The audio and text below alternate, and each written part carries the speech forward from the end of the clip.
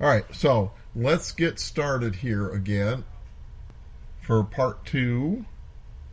But see, like I said, about 1/3 of the Psalms have some kind of a word or phrase or synonym that's repeated. I found that repetitions unlock things in every book of the Bible, and often they are part of the structure of the book, like you saw in 1 John. And once we understand the structure of a book of the Bible, it really can open up to us. For example, I think we've all heard of what's called the Ephesians Tree. The book of Ephesians is like an intro version. It goes in and it comes back out. So you have an A, B, C, D, E, F, G, and then it goes back out, all the way back out to A.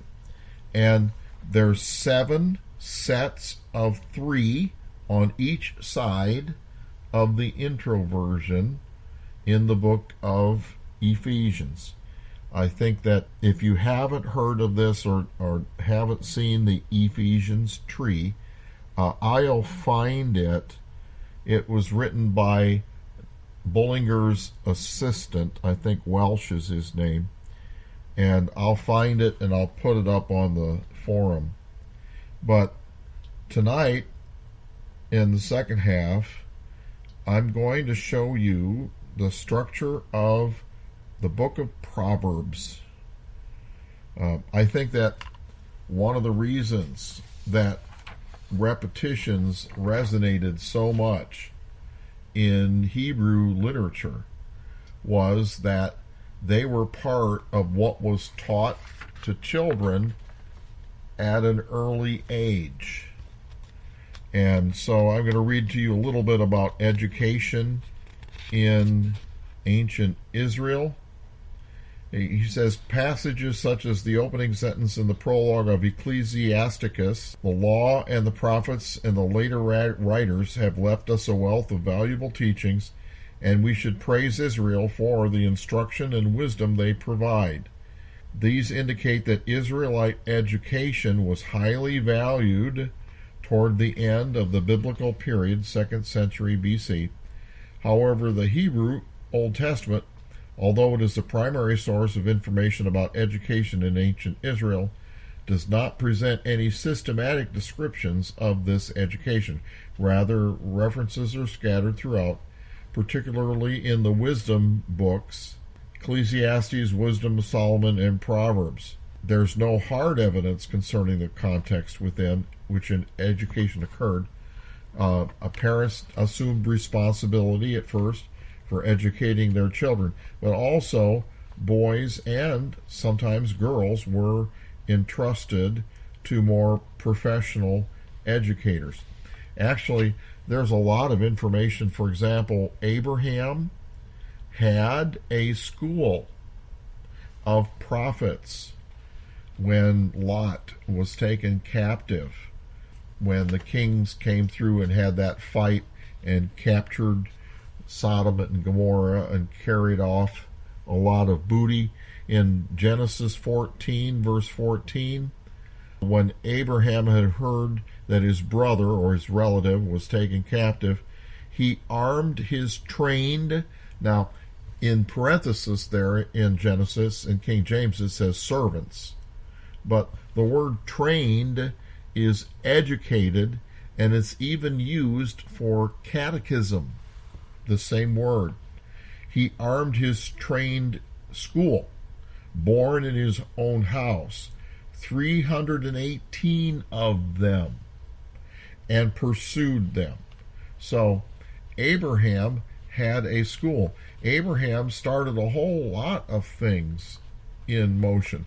Abraham was one of the reasons why the Jews were chosen, because of how he would train his children to do what he told them, and his influence reached beyond the grave, that they would do what he wanted them to do.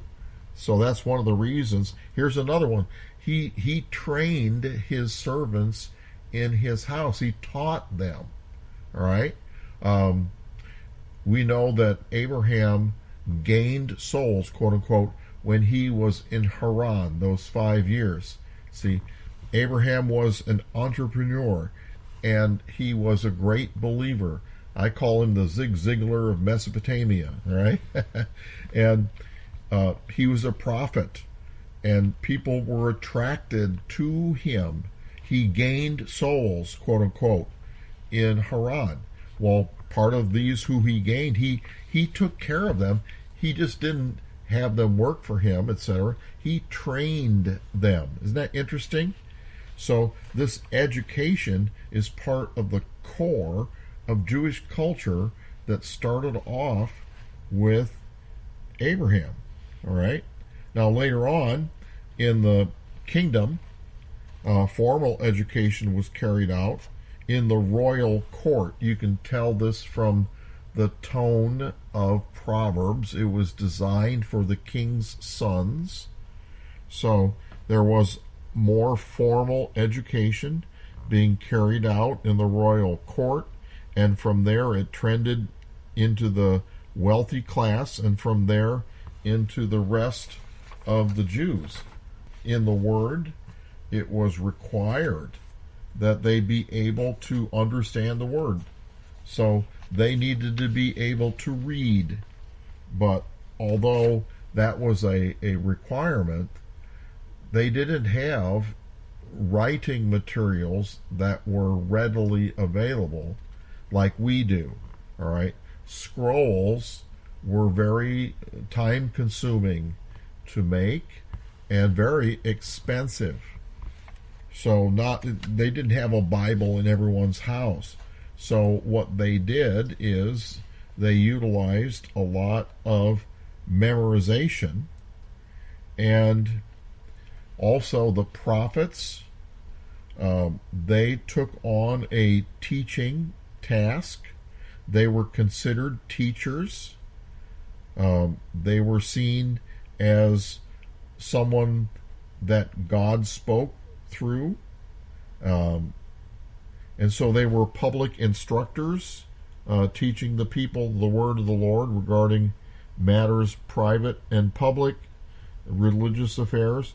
But so the central curriculum, just like in the 1700s and 1800s in the United States, was the Bible. People learned, schools taught reading and writing out of the Bible. All right, that was the main book that everyone used in America in the educational system until all this crazy secularism started.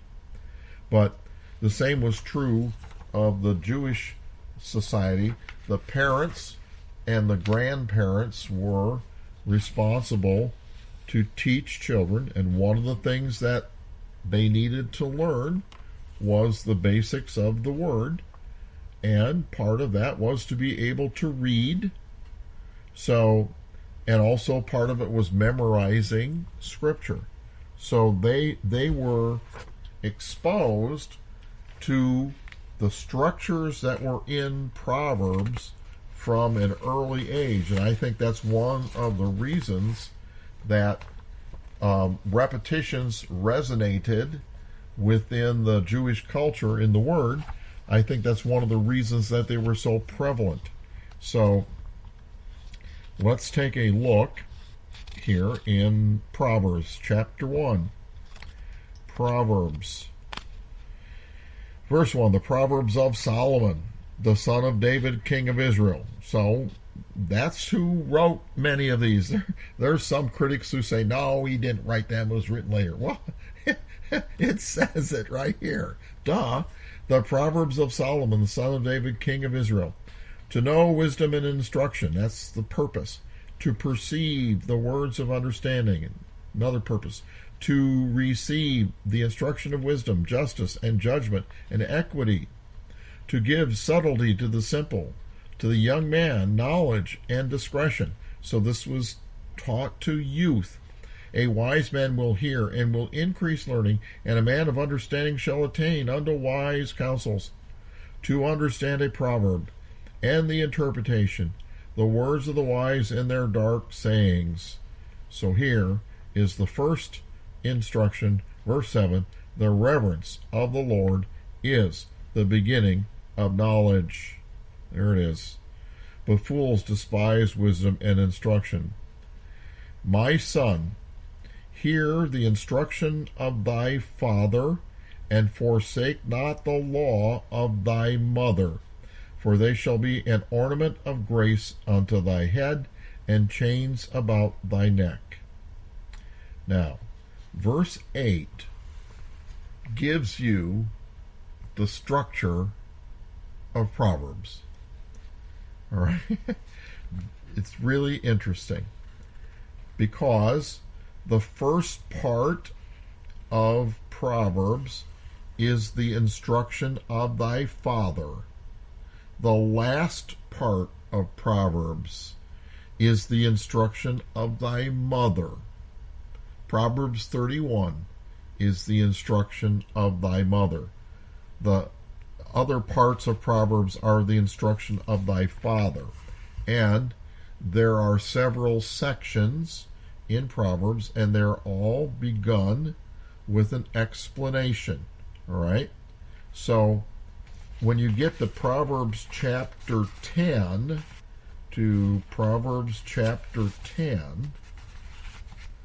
let me get there. It says, it's a different section. Proverbs chapter 10, verse 1, are the Proverbs of Solomon. All right? Then there's 15 chapters or 14 chapters of Proverbs of Solomon. Then Proverbs 25, verse 1, it says, these are also Proverbs of Solomon, which the men of Hezekiah, king of Judah, copied out. So there were other things written or memorized from Solomon that later on, a couple hundred years later, men of Hezekiah, king of Judah, copied out. And that's chapter 25 through 29. Then, chapter 30, verse 1. The words of Agur, the son of Jakeh, even the prophecy, the man spake unto Ithliel, even unto Ithliel and Ucal. So, chapter 30 is a different set of proverbs that were spoken by Agur, the son of Jakeh. Then, chapter 31 is the words of King Lemuel. Now, Lemuel was another name for Solomon. The prophecy that his mother taught him. And then Proverbs 31 is what his mother taught him. All right? So, that's the words of thy mother. If you go back to the first part of Proverbs, you've got what I read to you from chapter 1, and chapter 1 through chapter 9 has a structure. And the structure is, my son, my son, my son. So, my son is repeated throughout chapters 1 through 9, and it separates out each into a separate set of instruction. So the my sons, quote unquote, actually should be the chapter markings for the first part of the book of Proverbs. So you have chapter 1, verse 10. My son, if sinners entice thee, consent thou not. And so then, chapter 1, verse 10, all the way through chapter 1, verse 33, deals with, my son, if sinners entice you, consent thou not. Then, chapter 2, verse 1.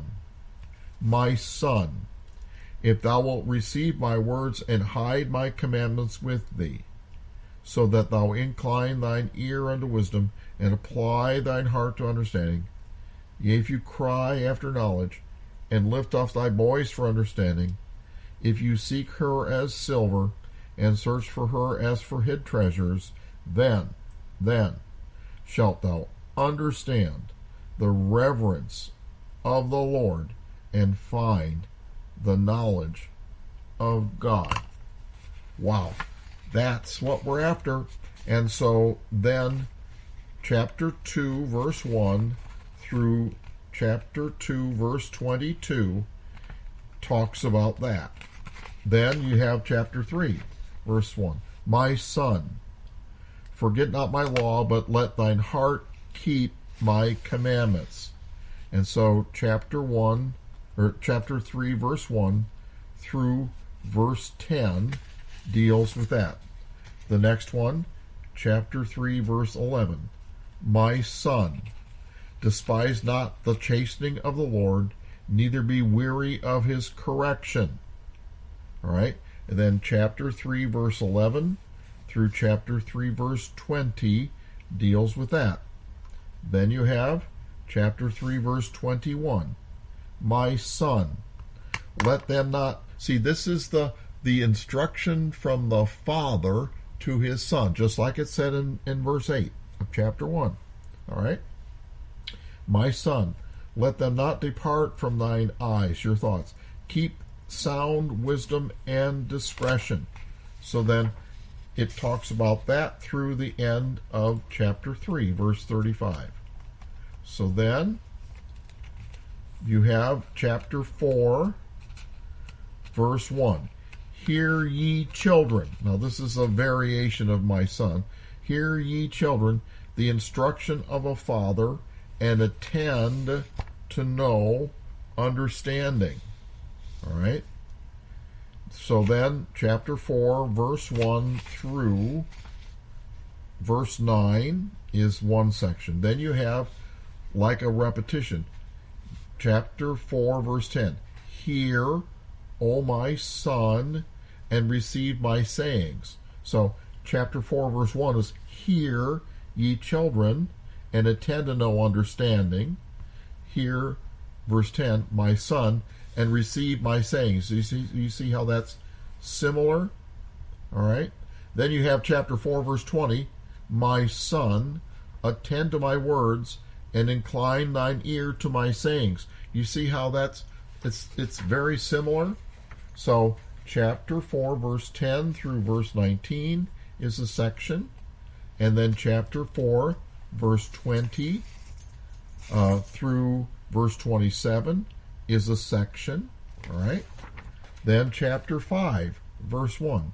My son, attend to my wisdom, and bow thine ear to my understanding. See, there's another one of them. And that runs all the way through chapter 5, all the way to verse 23. Then chapter 6, verse 1. My son, if thou be surety for thy friend, if thou hast stricken thy hand with a stranger, thou art snared with the words of my mouth, thou art taken with the words of thy mouth. See, and so then it deals with that, where you make promises hastily that you shouldn't have made. All right, you get in trouble. You don't keep in charge of your mouth and get you in trouble. So that's verse 1 through 19 of chapter 6. Then chapter 6, verse 20. My son, keep thy father's commandment, and forsake not the law of thy mother. Isn't this something? There it is, right there. See, now, then you have chapter 7, verse 1. My son, keep my words. That's the next section. Then chapter 7, verse 24. Hearken unto me now, therefore, O ye children, and attend to the words of my mouth. That's like that repetition that occurred several times earlier. All right. And then all the way through chapter 8, all the way through chapter 9. This is a large section that deals with wisdom. And wisdom is the principal thing. That's the pinnacle. That's what we ought to be working towards. That's what we're believing for. And here, the wisdom that is talking about is personified as a wise woman. There is a foolish woman and there is a wise woman also that is in this section. So here in the first 10 chapters of Proverbs, there's the structure. You have my son, my son, my son. It's divided up into different sections. It deals with each of the things in succession. Then it contrasts the foolish woman and the wise woman. And the foolish woman entices people through whoredom, and the wise woman instructs. So, very, very interesting. Of course, in chapter 9, verse 4, the wise woman, all right, we'll get a little bit of a running start. Chapter 9, verse 1, wisdom hath built her house, she hath hewn out her 7 pillars, she hath killed her beasts, she hath mingled her wine, she hath also furnished her table, she hath set forth her maidens, and cries upon the highest places of the city. Whoso is simple, let him turn in thither. As for him that wanteth understanding, she saith to him, Come and eat of my bread, and drink of the wine which I have mingled. Forsake the foolish and live, and go in the way of understanding. But then, in verse 13, 9:13, a foolish woman is clamorous. She's simple and knows nothing. For she sits at the door of her house, on a seat in the high place of the city, to call passengers who go right on their ways. Whoso is simple, let him turn in thither. And as for him that wants understanding, she says to him, Stolen waters are sweet, and bread eaten in secret is pleasant. But he knoweth not that the dead are there, and that her guests are the depths of hell.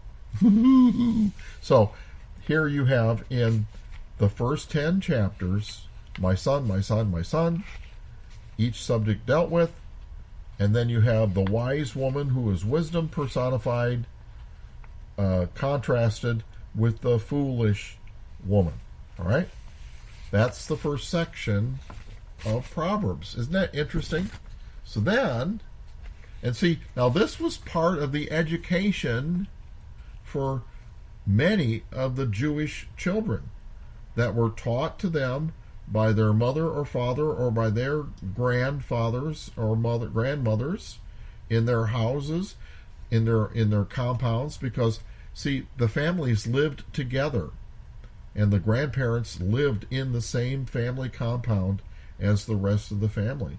And many times the mom would go out and work in the garden, and the man would go out and work on the farm or do whatever his vocation was, and the children were left with the grandparents, and they would have them memorize Proverbs. See? So this was part of the basic education for many Jews for centuries. And so then you get to chapter 10, the Proverbs of Solomon. And this, then, for the next 14 chapters, are Proverbs of Solomon. Now, this is very interesting because all of these Proverbs of Solomon are Hebrew poetry. And the Hebrew poetry is very interesting. It is it rhymes in idea. It doesn't rhyme in sound.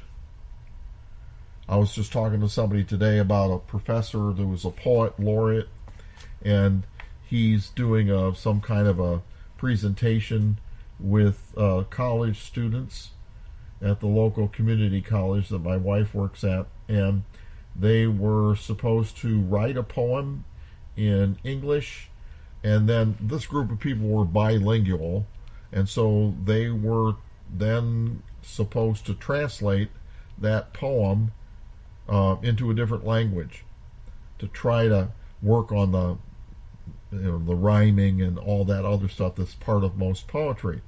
And I told the person that told me this, I said, well, in Hebrew, they'd have no problem translating it because Hebrew poetry does not rhyme in sound. It rhymes in idea. And the way that it rhymes is talked about in Bullinger's figure of speech book in the section called Parallelism. All right? Parallelism. And here he begins that parallelism is the repetition of similar, synonymous, or opposite thoughts or words in parallel or successive lines. This form of sacred writing has been noted from the earliest times. De Rossi, a learned Jew of the 16th century, first published a mass of information on the subject in a remarkable work called The Light of the Eyes. Then Bishop Lowth, Lowth, translated a chapter from Isaiah, which deals with the constructions of lines. And then another, Bishop Jebb, in his sacred literature, extended the study. So this parallelism is a form of the figure of speech synonymia, that's the repetition of synonyms, by which the subject of one line is repeated in the next line in different or so-called synonymous terms. And then he breaks parallelism into 7 different kinds. This is from the Figures of Speech book. So you have simple parallelism, which is synonymous or graduational, or it could be opposites, or it could be constructive. Then there's complex alternation or parallelism, which is alternate, 2 lines repeated only once. So there's 4 lines. It's like A, B, A, B, all right? Then you have repeated alternation. That's 2 lines repeated more than once. And then you have extended alternation, 3 or more lines repeated, and then introversion. And so he goes through and shows you examples of all of these different things. This is page 349 and following from the Figures of Speech book, and he gives a lot of good examples. So if you want to take a look at that, I think I'm going to post that section too on Way Beyond in some of the documents that I'm going to give you. Now, but he said Bishop Lowth, Lowth, was someone who brought out a lot about this Hebrew poetry. So if you are interested in that, I think it would be a good thing to pursue, simply because repetitions are so prevalent in the Word, and this is a recognizable pattern that's found throughout the Scriptures, and it resonated with the Jews because they were educated to recognize it because of the Proverbs that many of them were educated in their younger years, because it's full of this. I'm going to read to you a little bit about something that Bishop Loth wrote. Lectures on the Sacred Poetry of the Hebrews, published in 1829. This is available for free on download from archive.org. All you got to do is just go to the advanced search, put in Loth, Lowth, for creator, and then sacred, the word sacred in the title line has to match one or two words that are in the title, and it'll come right up, and you can download it for free because it's public domain. So, and he writes in this beautiful 19th century English. He says, thus far poetry must be allowed to stand eminent among the other liberal arts, inasmuch as it refreshes the mind when it is fatigued, soothes it when it is agitated, relieves and invigorates it when it is depressed, as it elevates the thoughts of the admiration of what is beautiful, what is becoming, what is great and noble. Nor is it enough to say that it delivers the precepts of virtue in the most agreeable manner. It insinuates or instills into the soul the very principles of morality itself. Oh, isn't that beautiful speech? We don't talk like this anymore, do we? Moreover, since the desire of glory innate in man appears to be the most powerful incentive to great and heroic actions, it is the peculiar function of poetry to improve this bias of our nature, and thus to cherish and enliven the embers of virtue. And since one of the principal employments of poetry consists in the celebration of great and virtuous actions, in transmitting to posterity the example of the bravest and most excellent of men, and in consecrating their names to immortality, this praise is certainly its due, that while it forms the mind to habits of rectitude by its precepts, directs it by example, excites and animates it by its peculiar force, it has also the distinguished honor of distributing to virtue the most ample and desirous rewards of its labors. Oh, isn't that beautiful? But after all, we should think more humbly of poetry than it deserves, unless we direct our attention to that quarter where its importance is most eminently conspicuous. Unless we contemplate it as employed on sacred subjects, as in subservience to religion, this indeed appears to have been the original office and destination of poetry, and this it still so happily performs, that in all other cases it seems out of character, as if intended for this purpose alone. In other instances, poetry appears to want the assistance of art, but in this, to shine forth with all its natural splendor, or rather to be animated by that inspiration which on other occasions is spoken of without being felt. These observations are remarkably exemplified in the Hebrew poetry, than which the human mind can conceive nothing more elevated, more beautiful, or more elegant, in which the almost ineffable sublimity of the subject is fully equaled by the energy of the language and the dignity of the style. And it is worthy of observation that as some of these writings exceed in antiquity the famous ages of Greece, in sublimity they are superior to the most finished productions of that polished people. Thus, if the actual origin of poetry be inquired after, it must of necessity be referred to religion, and since it appears to be an art derived from nature alone, peculiar to no age or nation, only at an advanced period of society, conformed to rule and method, it must be wholly attributed to the more violent affections of the heart, the nature of which is to express themselves in an animated and lofty tone, with a vehemence of expression far from vulgar use. And he goes on and on. I would just say poetry is great. But this is Bishop Loth.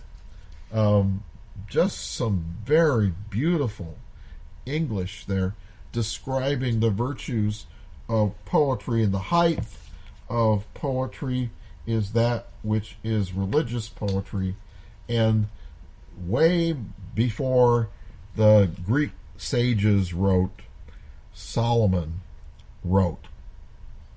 And the Proverbs that he wrote begin in chapter 10.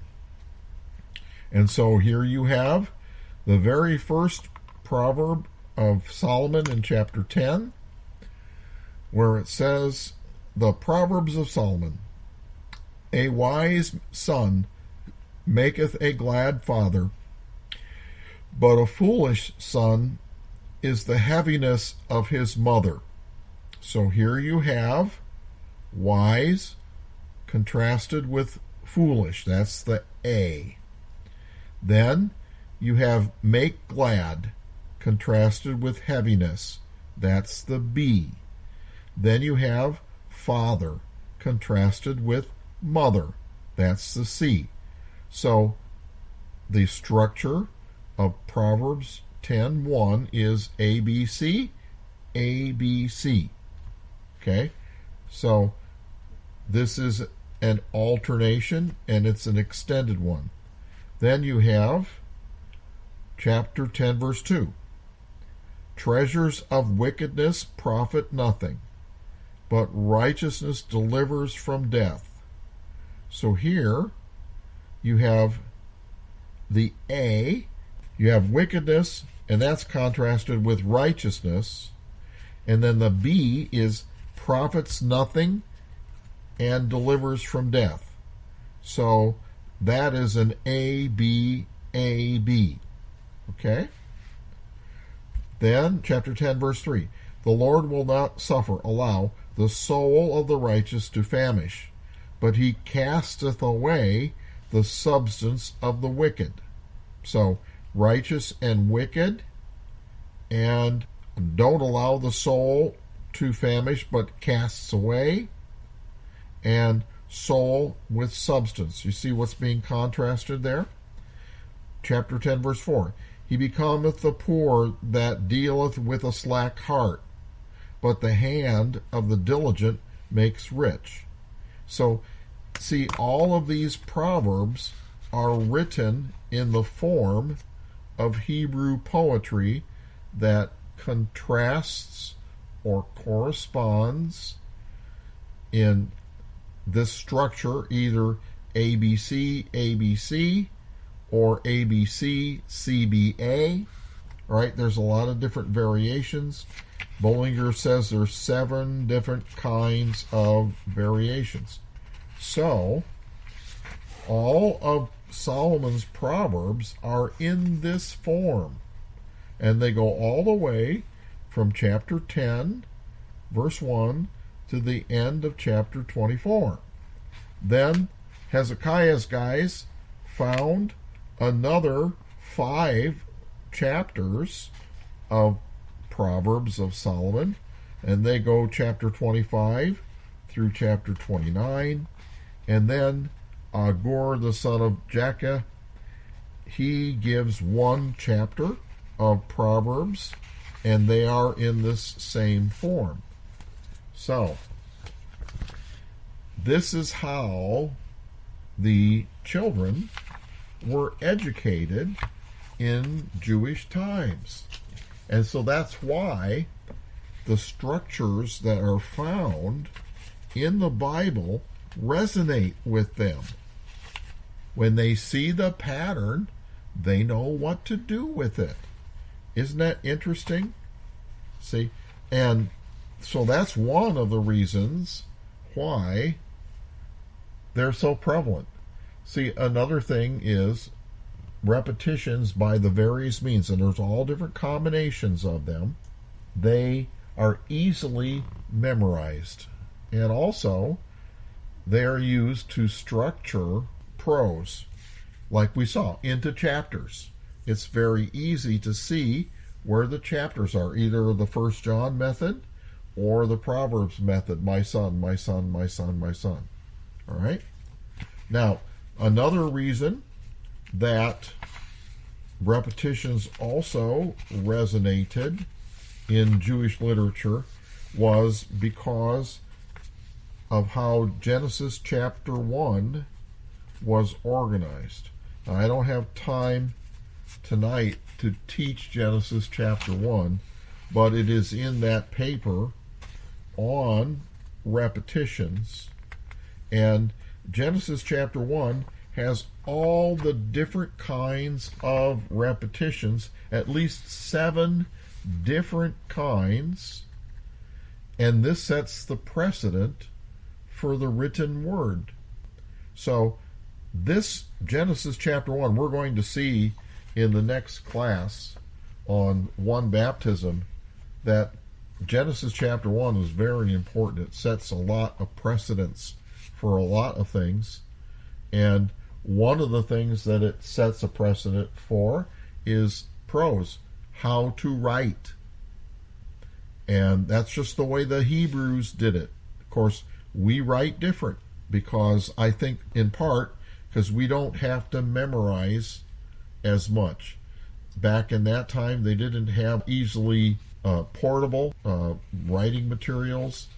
One of the methods of portable writing was shown in the Ben-Hur movie, in the scene where the owner of the horses is betting against the Roman procurator, and he brings in a little chest full of gold or coins, and they stick a stick down through the chest to show it doesn't have a false bottom, it's all full. And then they open up this wax book, and it has 2 layers of wax, one on the right hand side, one on the left hand side. And so the guy takes his signet ring and makes an impression in the wax. That's about the only portable thing that they had back then. Having ink and a pen and a little bottle and papyrus or something to write on, that's not very portable. Spill the ink all over the place. And they didn't have ballpoint pens or paper or anything like that. So people had to memorize, even though the word was written, they still had to memorize a lot of it. So these same vehicles of communication that facilitated memory persisted all the way up until when printing was invented in 1450. And then after printing proliferated across the continent of Europe and libraries were formed, libraries became places where people could go and read. So it changed a lot. And then after that, when books became even more readily available, then they started out in the rich people's homes, and they proliferated down through the strata of society until all people have books and magazines, and everybody is educated and can read in the civilized country. So it's very interesting how we in modern society have had our habits of writing and reading change because printed materials are readily available. So we don't have to memorize as much. And of course now, even beyond that, we have recorded media now. We have, like I'm using a digital recorder to record myself, and I can play it back. And then we have DVDs, and before that we had tapes and records to remember, so we didn't have to memorize. We just play it back. So back in the beginning, though, in Jewish literature, they utilized these norms, these different ways of repeating. So in Genesis chapter 1, there's at least 7 different kinds. And God said, and God said, and God said. And then the repetition, and it was so. So that shows that God's effective in what he says. It happens. And then God saw that it was good. That was repeated. So what God makes is good. Then God created, God made, and God formed. That's a synonymia. Then God divided or God gathered. That's antonyms, opposite of synonyms. Then after its kind, after its kind, after its kind, that sets up the fundamental law of life upon which redemption is based. And then finally, a phrase repetition, and the evening and the morning were the first day, and the evening and the morning were the second day, and the evening and the morning were the third day. And that sets up the pattern, teaching that a phrase breaks things up into sections. And that's exactly how we see phrases work throughout, repeated like that throughout the rest of the Bible. It set the precedent. Okay? So all of this was things that the Jews were used to because of their education and because of Genesis chapter 1. So finally, I'd like to close out with 2 Thessalonians chapter 2. 2 Thessalonians chapter 2. Another function of repetitions is to protect. So it divides into paragraphs like we have seen. It makes things more easily memorizable. And there's various ways of dividing into paragraphs. One of them is like we saw in 1 John, a set of 2 or 3 words that are repeated. Or you have the brackets, like the bookends in Psalm 26. Or you have a word that's repeated throughout, like Psalm 25. All right? Then you have the ABBA stuff. And so in 2 Thessalonians, there is this kind of structure that protects the meaning that Paul wanted to convey. Because, there's a whole lot of ideas about the coming of Jesus Christ, and people wonder when Jesus Christ is going to come back relative to the book of Revelation events, the tribulation, and the wrath of God.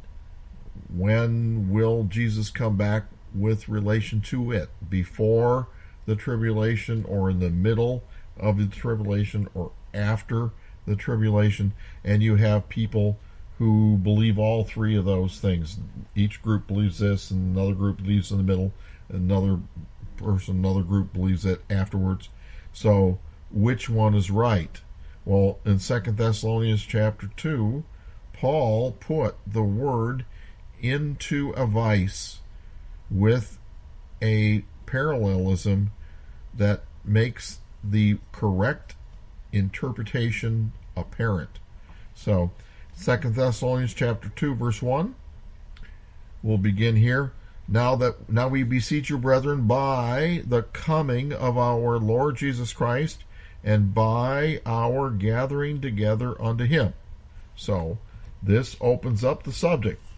The coming of the Lord Jesus Christ is going to be the second one, and the gathering together, right? Verse 2, that you be not soon shaken in mind, or to be troubled, neither by spirit, nor by word, nor by letter, as from us, that the day of Christ is at hand. Let no man deceive you by any means. All right?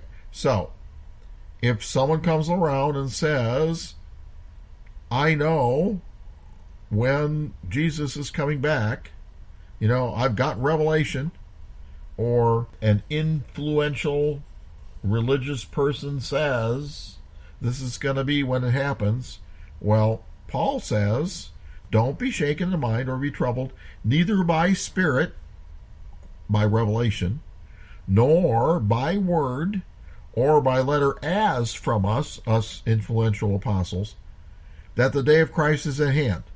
That stuff it's not from God. Let no man deceive you by any means. So, if anyone proclaims they know when Jesus is coming back, he's coming back on such and such a date, that is deceiving. It's deception. Don't consider it. Let no man deceive you by any means. For that day, the day of Christ, okay, shall not come, except there come a falling away first, and the man of sin be revealed, the son of perdition. Now, the falling away this is termed the apostasia, all right? Apo is away from, stasia is to stand, and so they say this is the great apostasy. This is a wholesale rejection of God and the Word and everything biblical, all right? And they say when that happens, then Jesus is going to come. But people have been pointing to that behavior for centuries and saying, oh, it's happening now, he's going to come any time. Well, is that what that word means, really? Well, maybe, but maybe not. I think the Apostle Paul put this in a vice so that we understand what this apostasia is, the falling away. You see, there are many, almost all words have more than one meaning, right? So, when we go to the Greek dictionary and we look up the word, I think all of us are tempted to go down through the list of the possible meanings and pick out the one that suits us. I hate doing that. I'm always asking myself, why did you choose that meaning? Are you sure that's the right meaning? Is there any context signal that really will tell us which of those meanings it is? But a lot of people, they pick the meaning that suits their theology, and I think that's what's happened here.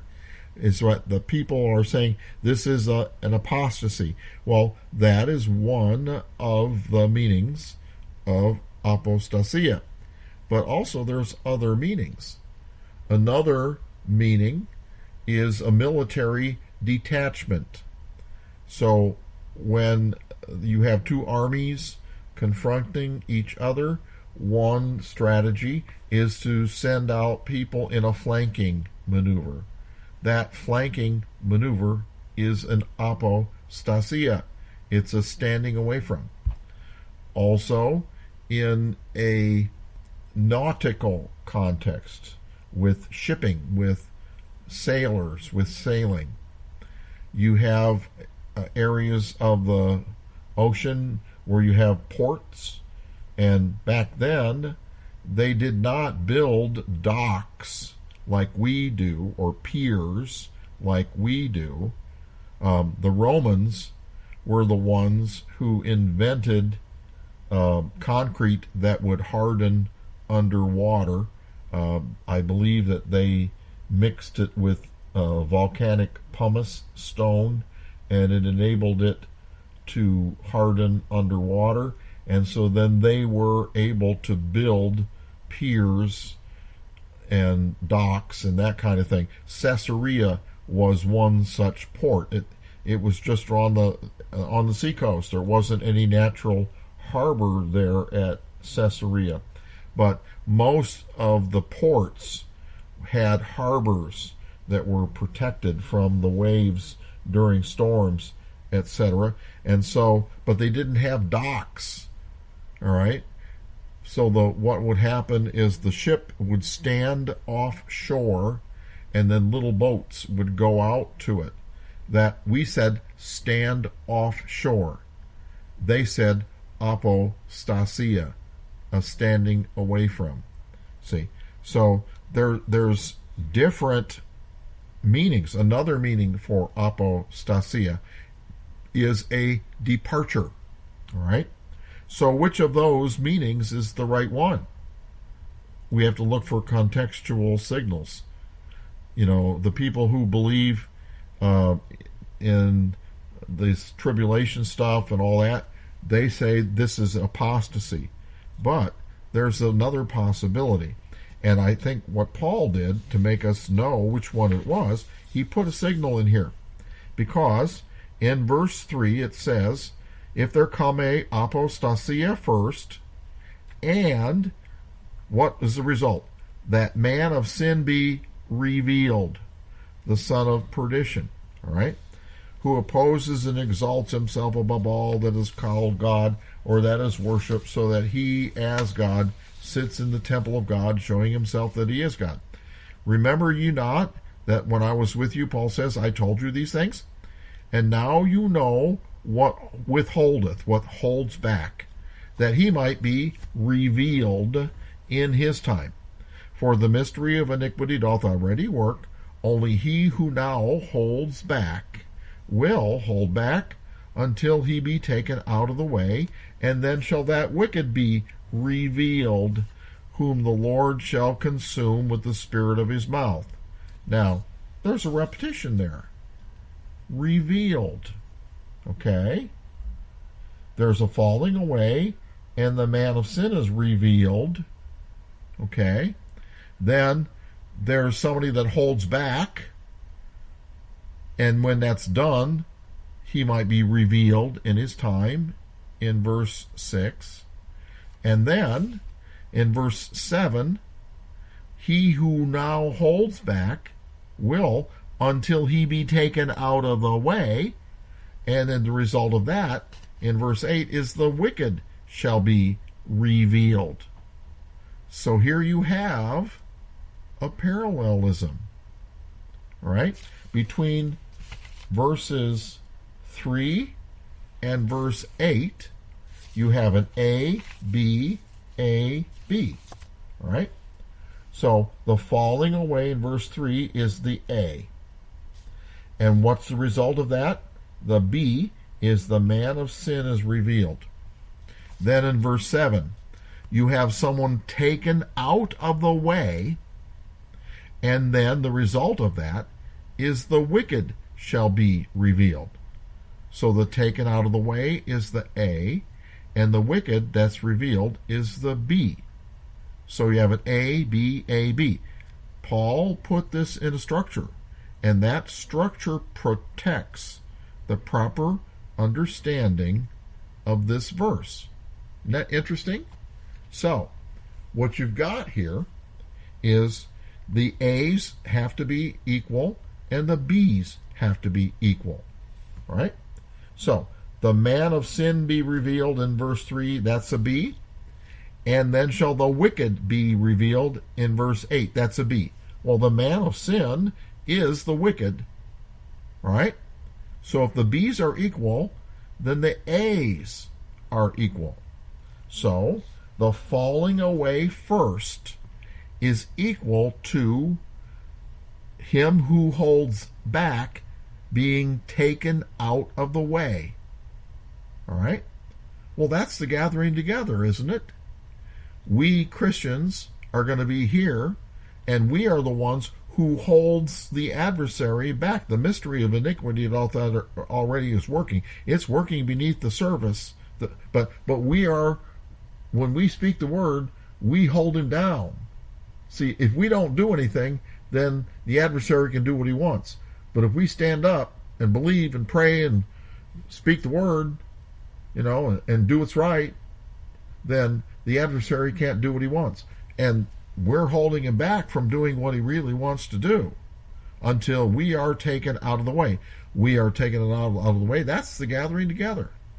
So you see that the man of sin being revealed and all of those events of the book of Revelation about the wicked one and all that stuff, that does not happen until after the gathering together. You see? So that A-B-A-B structure is the same kind of structure that shows up throughout Psalms and Proverbs that the Jews were used to, and when they saw that, they understood. See, Jesus and Paul utilized that structure to protect things that were controversial. So that's another function of repetitions. So that's all I've got tonight.